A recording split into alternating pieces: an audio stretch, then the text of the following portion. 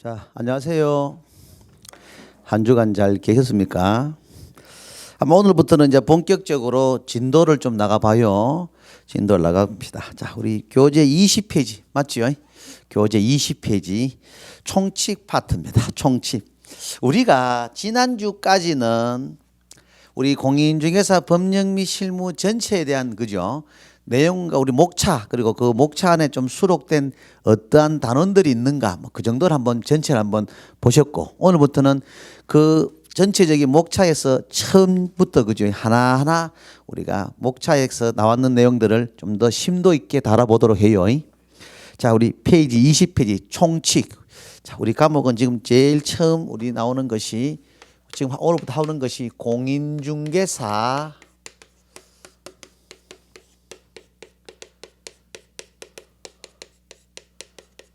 법률 파트에 제일 먼저 지금 총칙 파트를 지금 하겠다 이 말입니다. 그죠? 페이지 20페이지. 우리 총칙 파트에는 나름 또 중요성이 있는 파트 그리고 어떤 내용들이 수록되어 있고 시험에 나올 만한가 하면은 이 법의 제정 목적, 이 법의 제정 목적 그리고 용어의 정의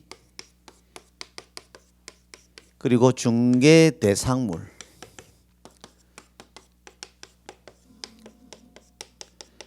요 내용들을 중심으로 우리가 오늘 수업을 한다 보시면 되겠습니다. 총칙. 요걸 끝내고 오늘은 3장 개설 등록까지는 어느 정도 마무리를 지을 계획이니까 그렇게 아시면 돼요. 자, 늦게 오신 분 페이지 20페이지 피면 됩니다. 총칙 파트 천천히 따라오시면 돼요. 자, 법 들어가 봅시다. 요 총칙 파트 중에서는 용어의 정의하고 중개 대상물이 시험에 거의 매년 고정 출제되고 이 법의 제정 목적은 사실상 지금 제정 목적 앞에까지는 3년에 한 2문항 정도씩은 출제가 2번 정도 나왔는데 최근에 한 6, 7년 정도는 이 공인중개사법의 제정 목적이 시험에 크게 출제 안 됐습니다. 그래서 일단 그렇지만 우리 법의 1조니까 상징성이 있어요. 그래서 꼭 좀 그래도 무시할 수는 없으니까 봅시다. 자, 제일 먼저 나오는 것이 공인중개사법의 제정 목적입니다.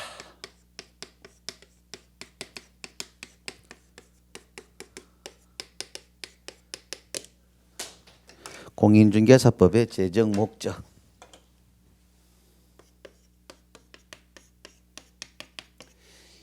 우리 이거를 다른 말로 저번 주에도 말씀드렸지만 이 법의 제정 목적이라고 말씀드렸지 그죠? 자, 그럼 말씀드리지만 당일날 시험 치실 때 이 법의 전제를 우리가 명시했는 문항하고 이 법의 전제를 명시하지 않았는 문항은 상당히 큰 차이가 있습니다. 만에 하나 시험에 이 법 또는 공인중개사법이라는 걸 명시하고 문제를 냈으면 공인중개사법에 해당되는 관련되는 내용만 답을 하라. 그걸 일단 알아놓으시면 돼요. 그 외에는 이거 나머지는 이론이니까 크게 어려운 건 없습니다. 우리 법의 제정 목적은 공인중개사의 업무 등에 관하여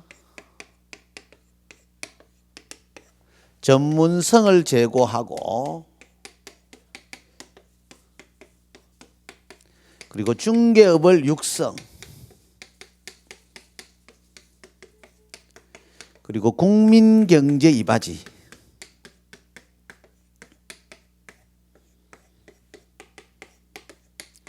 이게 우리 공인중개사법의 제정 목적으로 보시면 됩니다. 시험에 나올 만한 우리가 한번 칼리티를 한번 감아드리면은 공인중개사의 업무인데 이걸 시험에 혹시나 개공 등의 업무라는 걸로 바꿔낼 수 있습니다. 그거 정도는 조심하시면 돼요. 지금은 여러분들이 단순 규정이니까 보시면 쉽게 접근하지만 당일날은 개업공인중개사 등의 업무 등에 관하여가 더 맞는 말 같아요. 더 맞는 말로 여러분들이 인식될 수 있어요. 공인중개사의 업무 등입니다. 이건 법규니까 그들 알고 들어가시면 되겠고 그리고 전문성 요 용어 조심하시고 중개업 육성 뭐 중개업도 뭐 중개 업무 이런 식으로 바꿔낼 수 있겠죠. 뭐 그 정도는 조심하시고 또 제가 본 강사가 한번 찍어줄 만한 건 중개업의 육성이 아닌 지도입니다. 육성이 제정 목적이지 지도는 제정 목적이 아닙니다. 왜 본 강사가 이거를 또 중요시 여기느냐? 지금 재정 목적 앞에까지만 해도 중개업의 육성도 재정 목적이었고 중개업의 지도도 재정 목적이었어요. 그러니까 지금 바뀐 현재의 재정 목적에는 중개업의 육성만 재정 목적이지 지도는 재정 목적에 속하지 않습니다. 요거 조심하시고, 그리고 커져라 국민, 그리고 김연아 국민 경제 이바지지 개공사 경제 이바지가 아니다. 뭐 이 정도만 아시면 여기서는 출제를 어떤 걸 하시더라도 득템하실 수 있어요.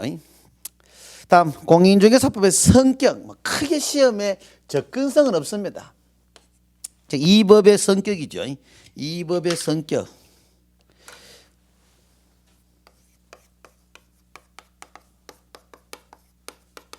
즉 공인중개사법의 성격입니다. 보시면 아시겠지만 민법과 상법의 특별법, 그리고 일반법이고 기본법적인 성격, 그리고 공법과 사법의 중간법적인 성격 또는 혼합법적인 성격, 그리고 대한민국 영토 내에서만 적용되는 국내법적인 성격을 띠고 있다. 이게 우리 법의 성격입니다. 10년 정도에 한 번씩 나올 만한데 외우려지 마시고 자꾸 의미를 파악하시면 됩니다. 자, 우리 공인중개사법의 성격을 물었잖아요. 그럼 우리 법의 성격은 다른 법보다는 특별하다 이 말입니다. 즉 특별법에 우리가 용어를 한번 풀어드리면은 특별법이 뭐예요? 특정한 사안에 대해서만 국한되어 적용시키는 법, 그게 특별법입니다. 그러니까 부동산 중개에 대해서는 우리 공인중개사법이 특별하게 적용되겠다 이 말입니다. 굳이 뭐 하나 사례를 들면은 좀 아픈 얘기지만 세월호 있지 않습니까? 세월호. 이해되시죠? 그죠? 참 안타까운 사연이지만 뭐 다 아시는 일이니까 만약에 본강사가 바다에 배를 타고 가다가 난파돼서 만약에 사망을 했다. 그럼 뭡니까? 뭐 항만운송법, 뭐 재난구조법 거기에 해당되는 뭐 보상이라든지 기타 등등의 예우를 해주겠지요. 뭐 치료비라든지 무슨 위로금을 주겠지요. 근데 세월호는 뭡니까? 똑같이 바다에 가더라도 난파돼서 자초돼 가지고 뭡니까? 실질적으로 우리가 사망이 일어나도 그 세월에 승선했던 사람들에 한해서는 너무나 젊은 친구들이고 안타까운 죽음이라서 그런지 그 배에 승선했는 분에 한해서는 특별하게 세월호 특별법을 만들었잖아요.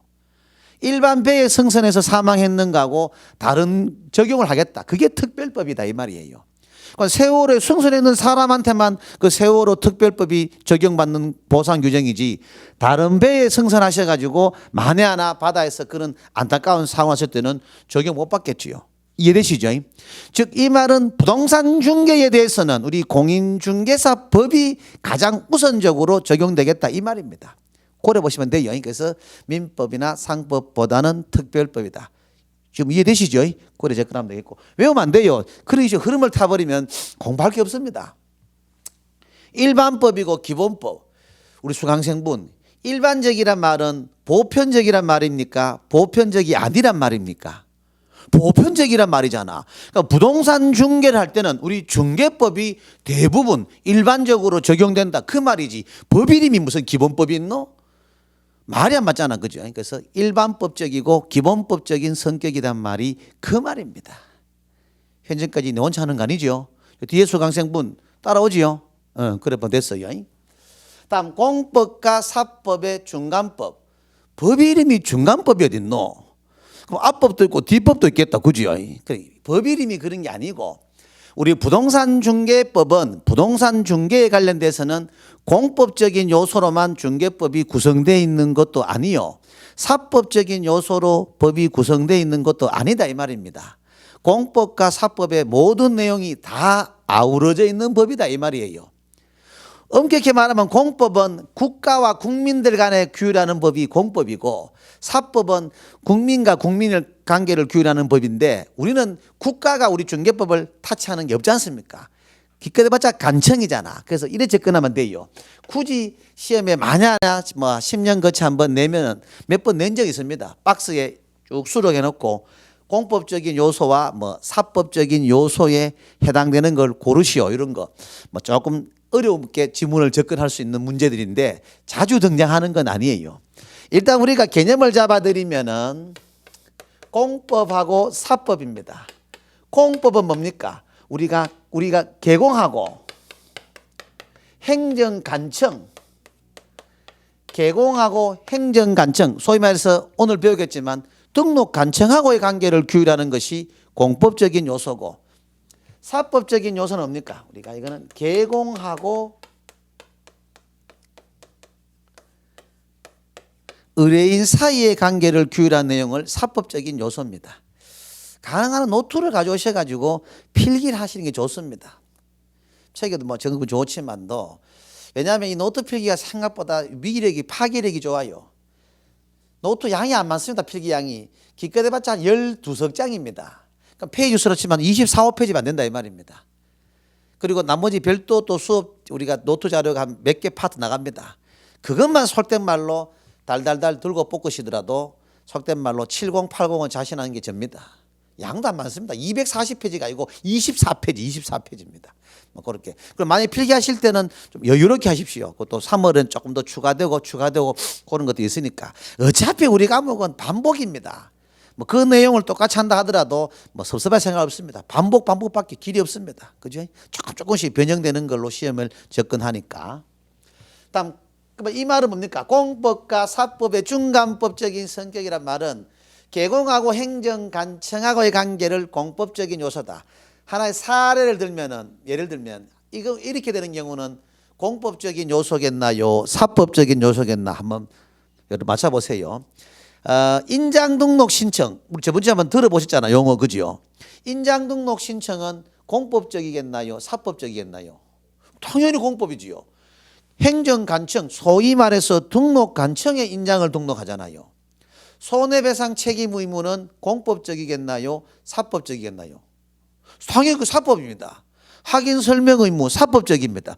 이렇게 공부를 접근하셔야 되지. 그 나오는 내용마다 외우려면 끝이 없어요. 끝이 없어. 아, 행정관하고의 관계는 공법적이구나. 그리고 의뢰인과 개공과의 뭡니까? 관계는 사법적이구나. 이래 접근하시면 박스에 여러 사례를 지문을 예시하더라도 여러분들이 절대 긴장을 안 하게 돼요. 제가 지금 뭔 말씀을 전달하고 싶은지 아시겠죠? 자, 그래 접근하면 되겠고. 거기 우리 21페이지. 그리고 국내법은 뭐 공부하실 거 없지 않습니까? 부동산 물건 소재지가 대한민국 안에 있는 것만 우리 중개법을 적용받지, 시모노세키나 와싱턴에 있는 물건은 우리 대한민국 중개법하고는 관계없습니다. 그죠? 소위 말 조금 유식한 말로 속지주의겠나요? 속인주의겠나요? 속지주의겠지. 속지주의. 시험 나옵니까? 안 나와요. 왜 하노? 강사가 이런 거 말해주면 좀 있어 보이잖아. 그죠? 시험과 관계 전혀 없어요. 속지주의. 자, 여러분들은 20페이지고 타이틀 정도만 줄 좀 쳐놓으시면 됩니다. 타이틀 20, 21 타이틀 정도만 언더라인 그어 놓으시면 되지. 결코 어려운 내용 없습니다. 개념만 잡아 놓으시고 설명을 잘 들으시면 됐을 것이고. 다음 용어의 정의입니다. 아무리 중요성을 강조해도 아깝지가 않는 파트입니다. 용어의 정의, 그죠? 한문항 출제돼서도 중요하지만 이 용어의 정의를 모르고는 시험 자체를 뭡니까? 중개법을 헤쳐나갈 길이 없습니다. 자, 용어의 정의입니다. 용어의 정의. 저번 주에 이미 큰 틀을 잡아 놓으시니까 좀 나을 겁니다. 용어가 뭐예요? 말이잖아, 그죠? 정의는 뭐예요? 뜻입니다. 즉 말의 뜻을 묻는다 이 말이에요. 말의 뜻을 묻는다. 우리가 서두에도 말했지만 출제자가 요구하는 내용에만 관련되는 답을 하시는 게 그분이 수험생이 진정한 챔피언입니다. 더하기를 물었는데 곱하기를 답하시는 분은 그건 틀린 거잖아요. 3 더하기 3을 물었으면 6을 답을 해야지 9를 답하면 안 되잖아요. 또 0을 답을 해도 안 되지요. 곱하기하고 빼기를 물은 게 아니잖아. 더하기를 물었으면 더하기만 답을 하면 돼요.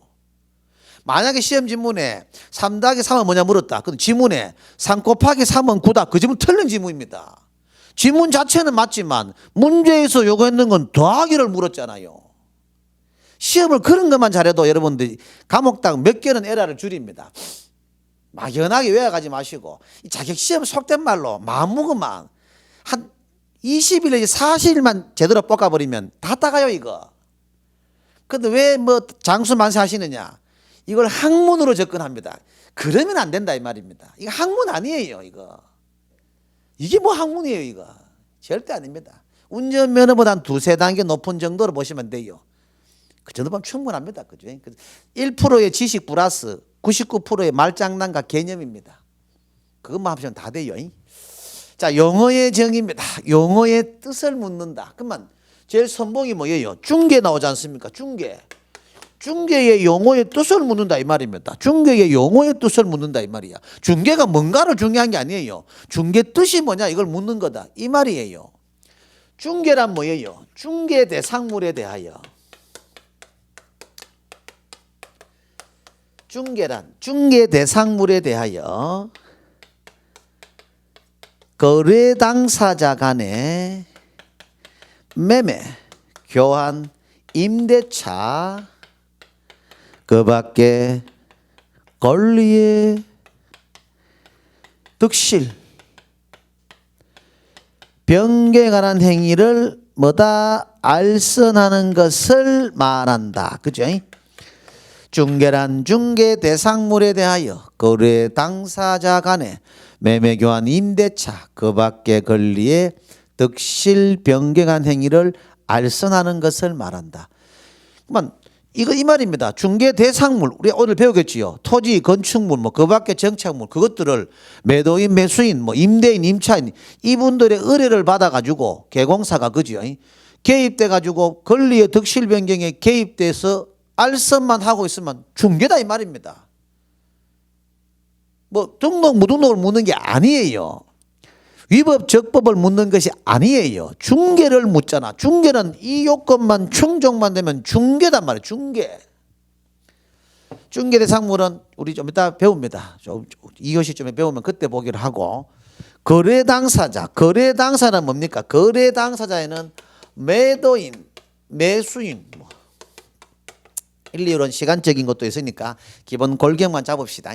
매도인과 매수인, 속된 말로 임대인과 임차인을 의미하겠지요. 이 친구들도 거래 당사자다 이 말이에요. 이 친구들이 조금 더 스킬있게 들어가면 뭐 매도인의 대리인, 매수인의 뭐 대리인 이 친구들도 거래 당사자의 범주에 속하느냐 안 속하느냐 뭐 그런 것들은 3월에 조금 더 들어가기로 하고 일단 1, 2론 기본 골격 정도 봅시다. 일단 거래 당사자에는 매도인과 매수인, 뭐 또는 임대인과 임차인 맞지요? 이분들의 의뢰를 받아가지고 매매, 교환, 임대차 플러스 그 밖에 권리의 득실. 자, 여기서 여러분들은 시험에 나올 만한 유형은 이런 정도는 잡아줘야 됩니다. 중개란 중개 대상물에 대하여 거래 당사자 간에 매매, 교환, 임대차에 관한 행위만을 알선하는 것을 말한다. 맞나요? 틀리나요? 바로 틀리죠. 왜 틀렸어요? 빙고지, 그죠? 그 밖에 권리가 맞아버렸잖아요. 제가 여러분들에게 던진 우리가 예시는 뭐예요? 매매, 교환, 임대차만 알선하는 것이 중개라 그랬잖아. 그러면 그 밖에 권리의 득실 변경도 알선하면 중개가 된다 이 말입니다. 매매, 교환, 임대차 외에 그 밖에 권리도 권리의 득실 변경에 개입해서 알선하면은 그것도 중개로 봐주겠다 이 말입니다. 여기서도 그 밖의 권리는 간혹 우리가 이론적인 걸 묻습니다. 그 밖의 권리가 뭐예요? 물건 또는 채권이겠죠. 물론 민법이나 공시 시간에 잘 배우셨겠지만 여러분 물건이 뭐예요? 이래 보면 돼요. 우리 수업 중에 우리 강사분들이 용어 같은 걸 풀이해 주잖아요. 다 맞는 말입니다. 자기 강사들이 자기만의 풀이법으로서 접근을 해서 그렇지 틀린 말이 아니에요. 뭐 물건에 가지는 권리다. 채권, 뭐 사람에 가진 권리다. 다 맞습니다, 그거. 근데 본 강사는 이래 접근합니다. 물건은 특정인에게, 모든 자에게 주장할 수 있는 권리가 물건이고, 채권은 해당되는 당사자에게만 권리 행사할 수 있다. 채권이다. 저는 그 설명이 그나마 우리 수강생분들한테는 제일 와닿는다. 저는 이래 봅니다. 이해되시죠? 꼬리 접근하시면 돼. 잘 봐. 본 강사의 집이 IBK나 DGB나 KB에서 저당을 잡았습니다. IBK 알죠? 기업은행. KB, 국민은행, DGB 모를걸. 대구은행이야, 대구은행. 뭐 강주은행, 전남은행 뭐 다 있지 않습니까? 이니셜 있잖아. 그러니까 강사집이 은행에서 저당을 잡았다. 그건 은행은 저당권자잖아. 조당권자 아니야. 맞지요? 그러니까 만약에 본강사가 집을 요 수강생분한테 매매했다. 그럼 요 수강생분은 매수인이고 나는 매도이잖아. 또 나는 양도인 또는 저분은 양수인이 되잖아. 은행의 저당권자는 양도인 또는 양수인 또는 매수인한테 저당권 권리를 행사할 수 있나 없나? 잘 나가다 왜 이래요? 있나 없나? 당연히 있지요. 당신이 김건호 씨 집을 매입한 사람이야. 저당권이 있는 거 보고 어떻게 할래? 우리가 이거 말소되는 조건 했나? 뭐 등등등.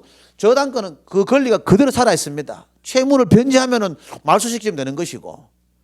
이해되시죠? 이렇게 물건은 누구한테나 주장이 가능하다 이 말입니다. 매매 외에 교환, 상속, 증여 어떠한 걸로도 양수인이 취득하더라도 물건은 권리 행사할 수 있잖아. 그래서 물건은 누구에게나 주장이 가능하다. 아마 물건법을 한번 배우셨겠지만 물건법 파트의 그 뒤에는 전부 다 절대성, 배타성이 있을 겁니다. 맞지, 그죠? 그래 외우지 왜 외울 거 없잖아, 봐라. 뭐 그 정도 이 수업으로 감동하지 마십시오. 뭐 이 정도 내용 아직 1%도 저의 진가를 안 본 겁니다. 절대적, 배타적이란 말은 절대적으로 힘이 있다 이 말이야. 배타성이 뭐예요? 이런 게 막히잖아. 막연하게는 아시잖아. 타 권리를 배척하는 게 배타성이야. 그 절대성, 배타성 있잖아. 물건은 전부 다. 그래 그런 거예요. 이제 외울 필요 없지요. 하나도 외울 필요 없습니다. 이 물건도 중개 가능한 권리다 이 말입니다. 조당권, 뭐 지상권, 지역권, 전세권, 뭐 조금 더 뭐 그냥 우리는 타이틀 정도만 하면은 용익 물건, 뭐 담보 물건 이런 것들. 우리는 뭐 권리 특성도 시험 안 냅니다.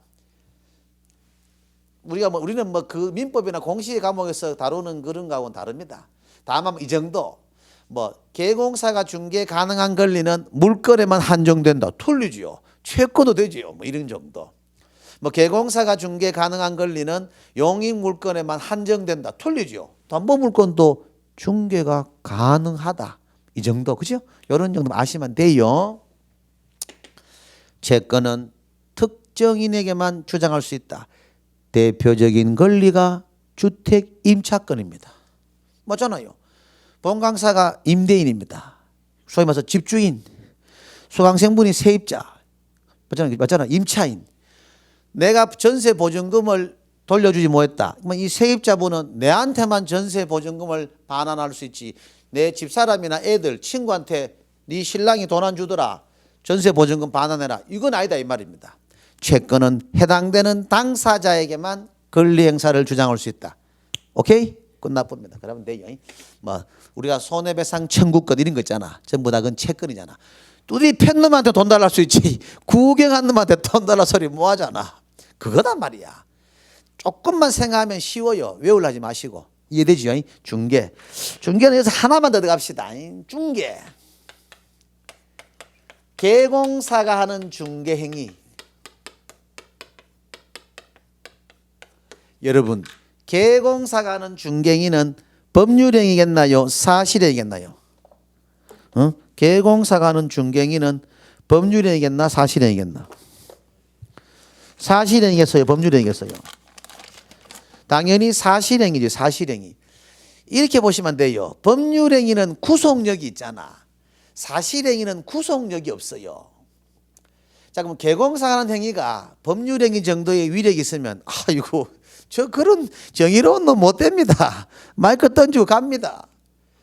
그러면 개공사가 법률행위가 있다면 얼만큼 여러분 위력이 있냐면은 만에 하나 매도인하고 매수인이 계약 테이블에 있습니다. 그래서 매도인이 김 사장 가격 너무 안 나온다. 다른 손님 붙이라. 나 이건 뭐 안 되겠다 이 계약은. 매도인이 일어나서 간다 가정합시다. 그럼 개공사가 매도인을 강제로 계약서 도장 찍게 할 수 있는 힘이 있나? 물끄러미 뒷모습만 바라볼 수 있나? 물끄러미 뒷모습만 바라보잖아요. 그게 사실행위다 이 말이야. 제3자의 거래 성립을 보조하는 독자적인 자기행위에 불과하지 법률행위 같은 구속력이 없습니다. 오케이? 그래서 개공사가 하는 중개행위는 사실행위에 불과하단 말이 그 말입니다. 외울 거 없어요. 다 이해하면 돼요. 그러나 중개행위의 대상 있잖아. 중개행위의 대상은 법률행위겠나요? 사실행위겠나요? 난 이래 생각해요. 통발 삘이 있어야 돼. 삘이. 저 친구가 개공사의 중개행위는 사실행위라고 얘기를 했으면 아마 다시 별도로 물어보면은 대치되는 개념 아니겠나? 그런 정도의 센스야 시험은. 당연히 중개행위의 대상은 법률행위입니다.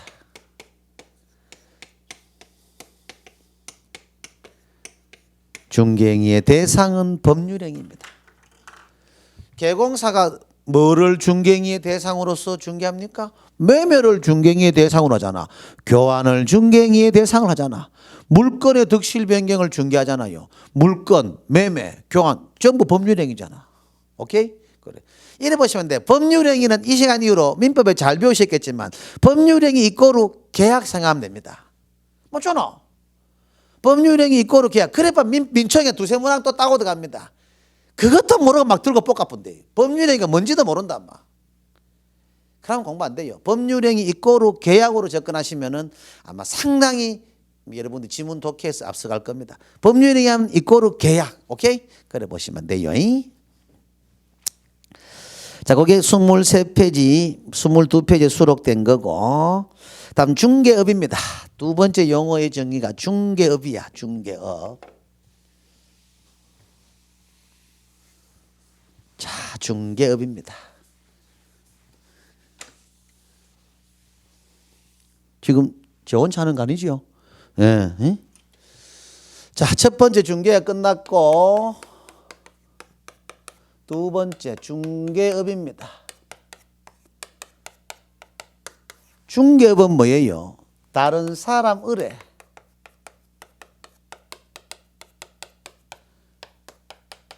보수, 업, 이 세 가지 요건을 충족했을 경우는 중개업이야. 오케이? 자, 중개업은 용어의 뜻이 뭐예요? 다른 사람의 의뢰를 받아서 보수라는 걸 받고 중개라는 걸 업으로 하고 있으면 그건 중개업이야. 중개업. 자, 그래서 기본 칼리는 이거 정도는 알아놓으셔야 됩니다.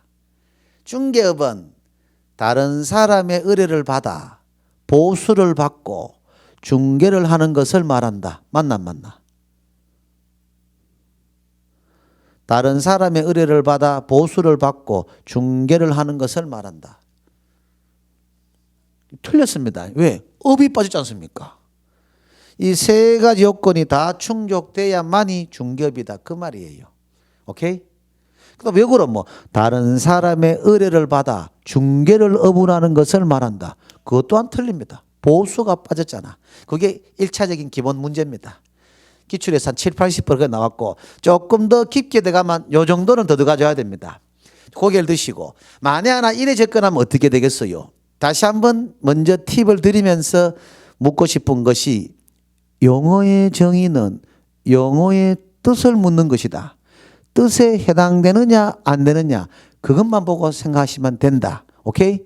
자, 그러면 등록하지 아니한 자가 다른 사람의 의뢰를 받아 보수라는 걸 받고 중개를 업으로 하였다. 즉 조금 더 유식하게 풀어드리면 등록하지 아니한 자가 아파트를 계속적 반복적 영리를 목적으로 중개를 하였다.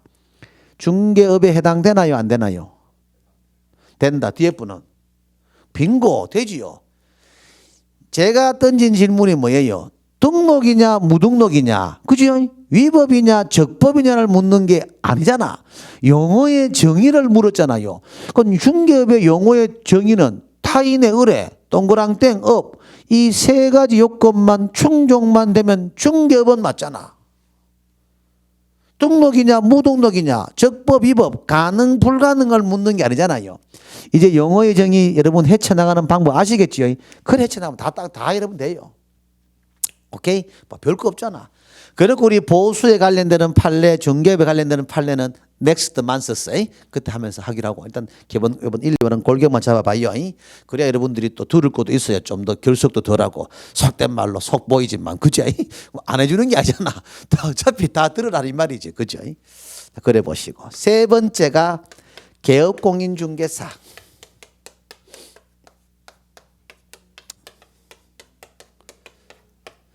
개업공인중개사 이름만 들어봐도 여러분들이 꼭 이거를 위해서 이런 목숨 걸고 공부하시는 거 아니냐, 그죠?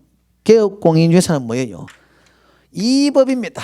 이 법에 의해서 아피스의 개설 등록을 할자입니까 한자입니까? 이런 것들 개설 등록을 한자야 한자. 이 법에 의해서 사무소의 개설 등록을 한자입니다. 한자. 포인트는 이 법 전제 오로지 공인중개사 법에 의해서 사무소의 개설 등록을 한자이지. 그죠? 외국법 뭐 다른 변호사법 뭐 다른 법에 의해서 등록받은 자는 중개업자는 아니다 이 말이야. 이것도 자신 없으면은 이 개공사를 다른 말로 중개업자라고 접근하셔도 관계없습니다. 시험은 물론 개공사라 나옵니다. 왜 용어를 바꿨는지 나도 모르겠어요. 중개업자가 훨씬 여러분들이 접근하기 쉬울 건데.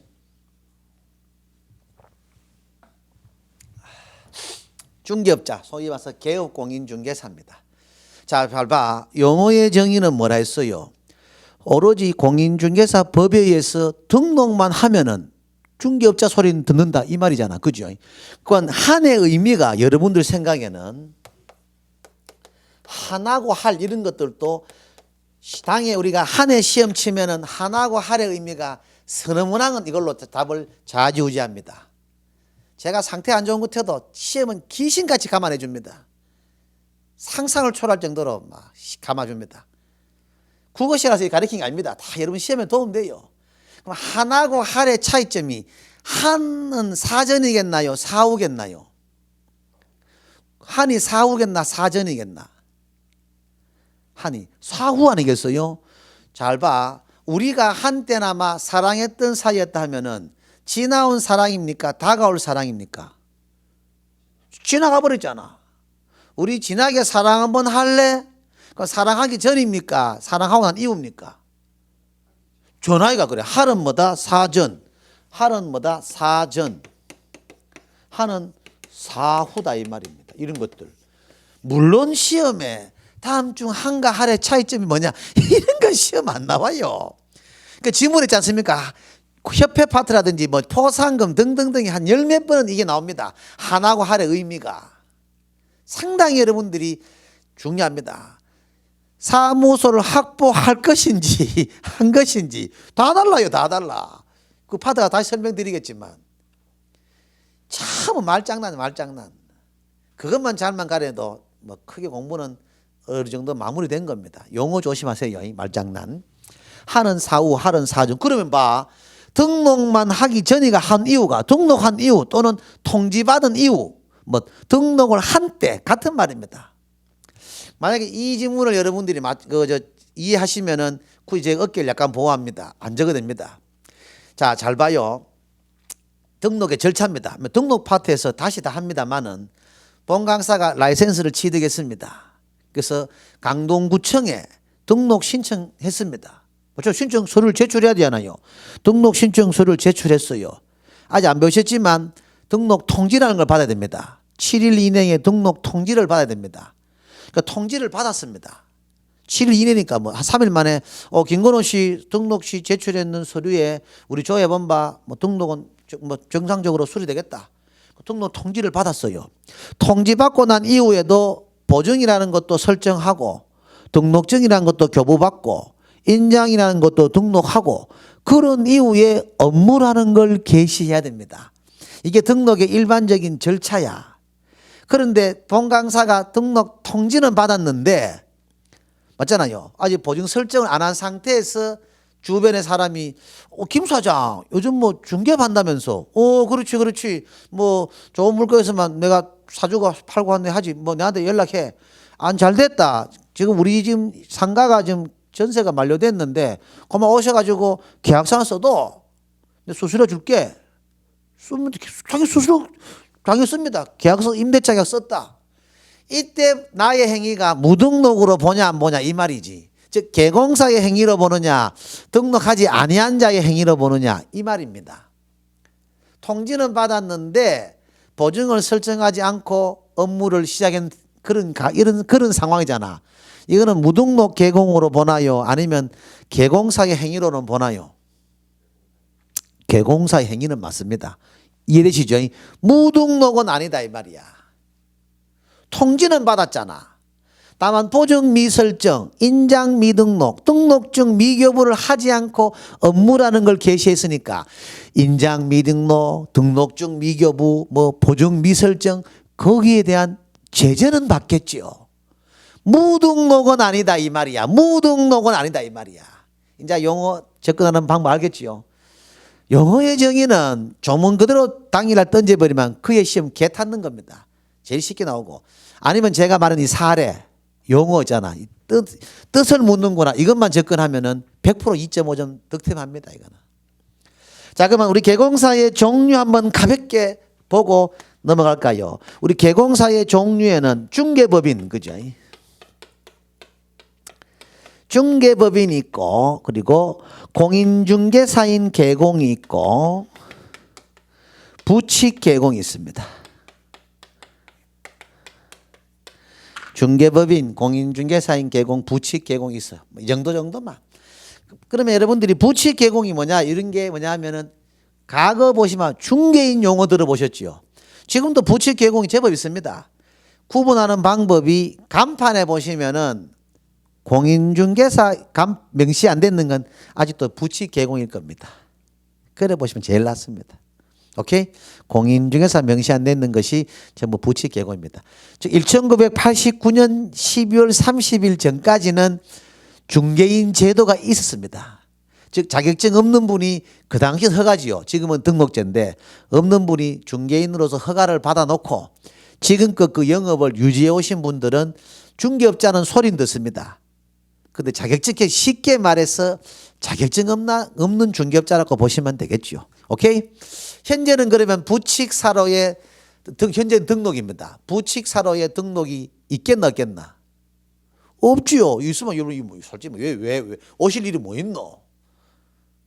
중개인이 소리 어떤 노? 소교제 어떤 노? 떡방지에 가면 어떤 노?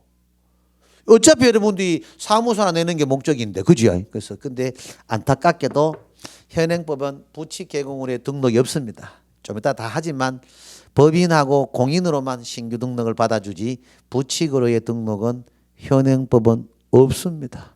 오케이? 그런 정도 보시고. 자, 개업공인중개사. 그죠? 됐고. 다음 네 번째가 공인중개사하고 그리고 소속 공인중개사, 중개보조원 남았죠. 자, 봅시다. 자, 세 번째 우리가 개업공인중개사.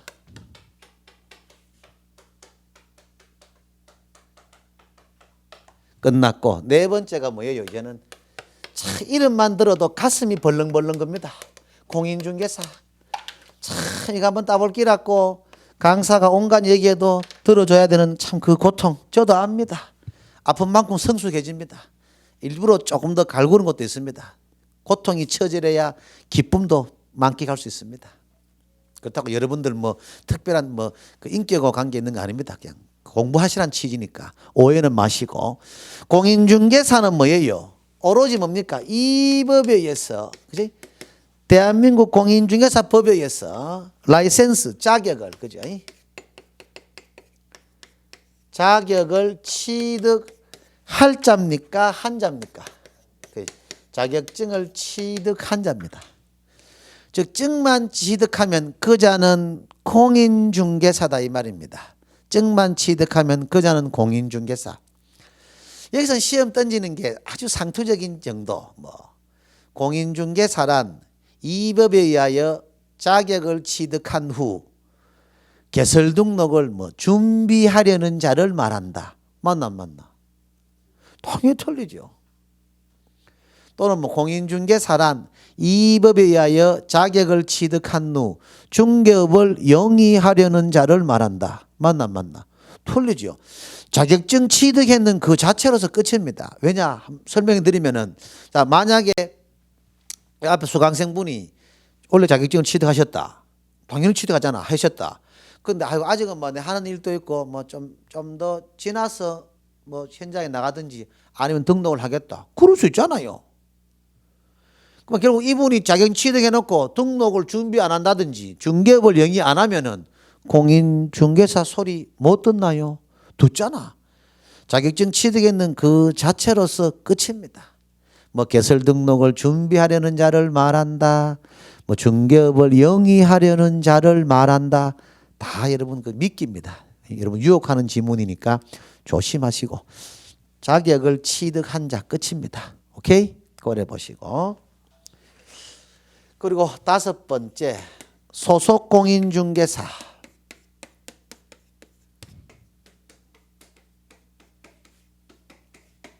6번째가 중개보조원.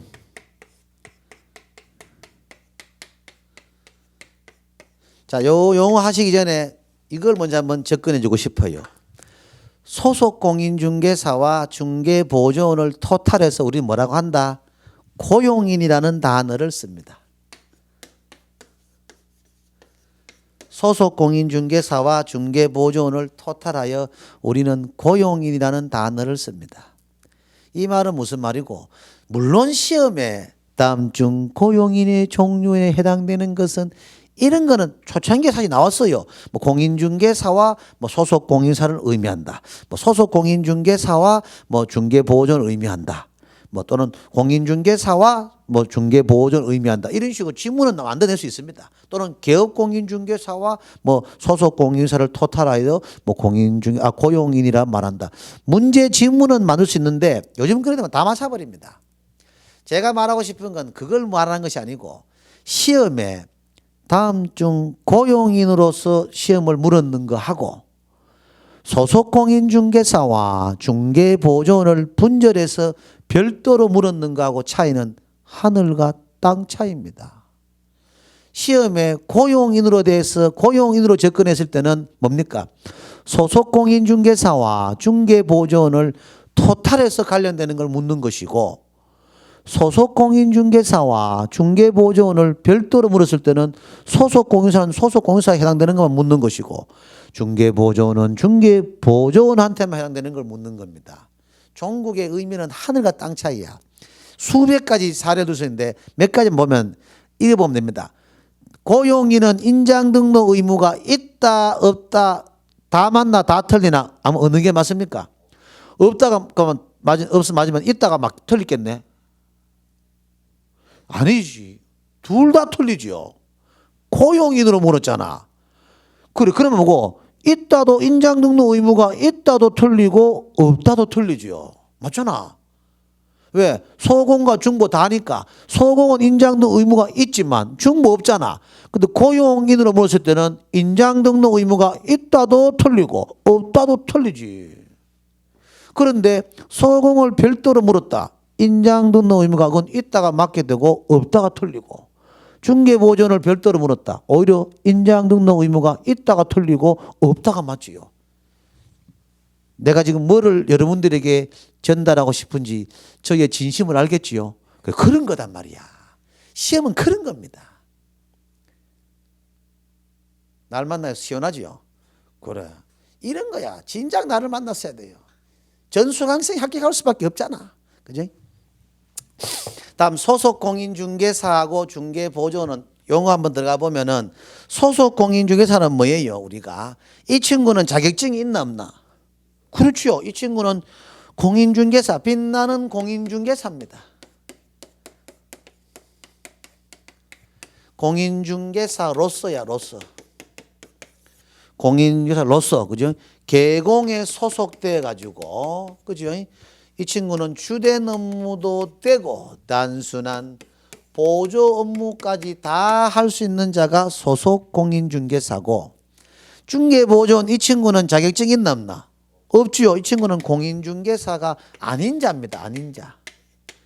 아닌 자로서 계공에 소속돼 가지고 단순한 업무만을 보조하는 자, 중개보조원입니다. 소속 공인중개사와 중개보조원을 구분하는 건 가장 큰 차이는 두 가지겠지요. 자격증 유무와 주된 업무 수행 유무다 이 말입니다. 뭐 뭔지 알겠죠?